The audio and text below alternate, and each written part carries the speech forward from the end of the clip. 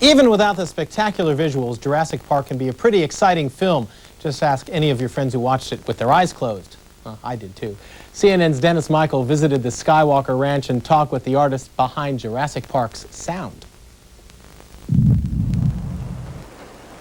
You feel that? Despite the thousands of hours that the recording artists lavished on the soundtrack of Jurassic Park, they don't want moviegoers applauding it. The soundtrack should never take you out of the screen. It should never, the soundtrack should only enhance what's there visually. If you find yourself sitting in a movie theater and now you're listening to the soundtrack has gone too far. And the designers had to go far enough as it was to create the sound of the dinosaurs in Jurassic Park, mostly drawing the voices of the creatures from living animals. Swans and geese, for example, made up part of the hoots of the brachiosaurs.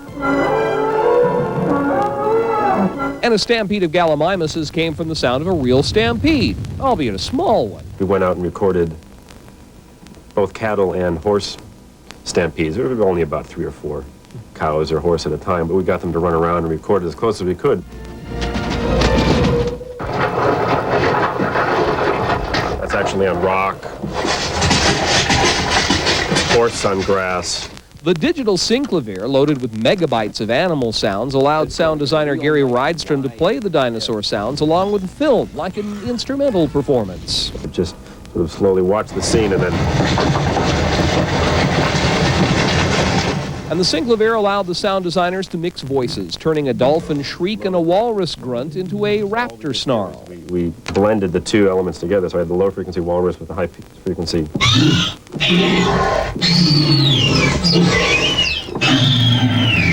So I got the terror that I wanted from the dolphin, but I got the size that I wanted from the walrus. The high-tech approach extends to the mixing room at Lucasfilm Digital. No, your eyes are not fooling you. They do the eye fooling at ILM, another division. The faders on this mixing board are moving by themselves. The mix is memorized by a computer to allow exact reproduction on pass after pass. The engineers don't want you to notice the soundtrack, but in the case of Jurassic Park, the soundtrack was more important than usual. In this case, I really think that how the dinosaurs sound is very important to their character. And their character is very important to the movie. You could hardly really call them sound effects. They become more dialogue. You know, it's acting for the dinosaurs. Dennis Michael, CNN Entertainment News, Skywalker Ranch, California.